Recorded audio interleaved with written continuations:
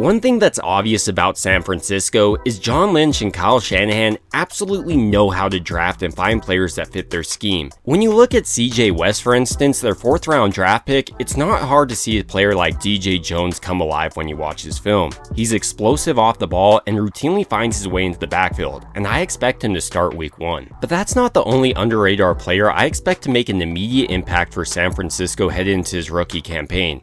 During the undrafted free agency period, for instance, San Francisco signed the kicker Kenneth Almendares according to his X account. Alamanderez is coming off a year where he's a Lou Grossa winner, which is given to the nation's top kicker in a similar way Jake Moody won it right before being drafted by San Francisco in the 3rd round. And honestly, it's pretty hard to believe Alamanderez wasn't drafted at least in the 7th round. Last year, for instance, he completed 90.3% of his field goals, only missing on field goals of 50 yards or above. And on PATs, he was money going 46 of 47. But maybe the most important factor for the 6'2", 252-pound kicker is the new coach San Francisco brought in this offseason in Brant Boyer. Unlike Brian Schneider, who was fired this offseason, in large part due to his selection of Jake Moody in the 3rd round, Brant Boyer has no responsibility to put Jake Moody above any other kicker on his depth chart. In fact, Kenneth Almendares may actually have a head start. Not only did Brant Boyer have a direct hand in scouting Alamanderez and bringing him in for San Francisco this offseason, but if I was Brant Boyer looking at a player like Jake Moody, I would think, okay, maybe he'll do a great job in practices or situations where he has no pressure on him, but as soon as that big time moment comes, it honestly seems more likely that he's going to miss that big time kick than make it. And if I'm the new special teams coordinator, do I really want to roll with the kicker who just got the last special teams coordinator and Brian Schneider fired? I know that's a bit simplistic, but Brian Schneider is the reason San Francisco selected Jake Moody in the 3rd, and he really envisioned him having a Hall of Fame career.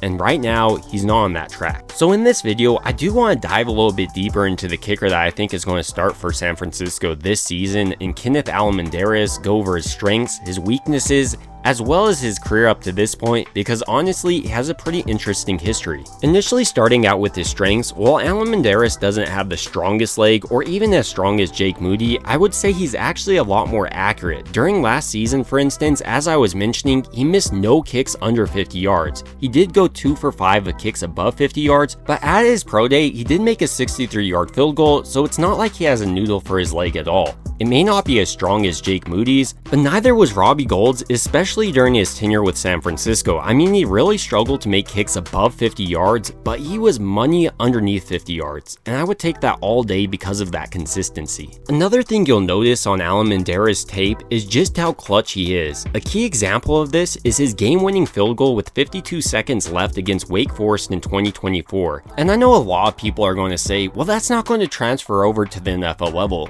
Well, all we can go off is his game tape, and I just see a clutch player. In fact, it seems like he loves when the game is put on his shoulders, and he goes out there and puts it right between the uprights. With those positives being noted, there are some weaknesses to his film, with probably the biggest being his level of competition. He competed in the Sun Belt Conference, which is less competitive than the SEC or the Big Ten, which may have improved his statistics a little bit.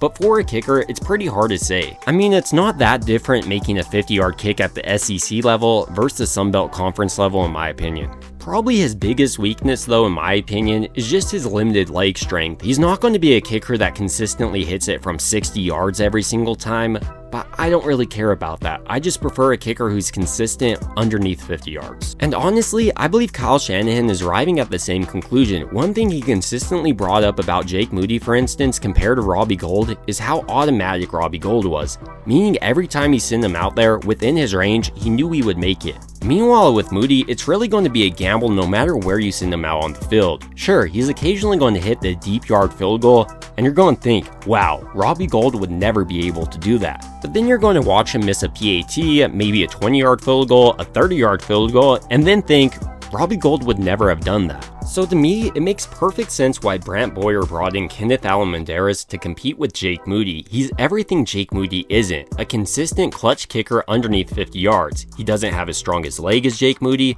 but given his accuracy and consistency, he has a real shot of grabbing onto the starting kicking job. But to fully understand the player he is, I did want to briefly dive into his career up to this point. Alamanderez actually had a pretty unique path to becoming an NFL player. He was born in San Pedro Sula, Honduras, and then his family moved to the US at a young age. It took him a while though to play football, as he was primarily focused on being a soccer player growing up. But luckily for Alamanderez, he was convinced to be the place kicker for Brazowood High School in Clute, Texas, and he was a standout there, being named the MVP for 3 years. After his senior season, he was ranked as the 48th best kicker prospect nationally, and while he received numerous offers, he decided to commit to the Louisiana Raging Cajuns. And across the course of his career, he played in 56 games, making 84.81% of his field goals, and really was just a standout player his entire time there. So now with Kenneth Almendares competing with Jake Moody, I expect him to continue the level of success we saw during his Raging Cajun days, but ultimately, these are just my thoughts on the kicker I expect to start week 1,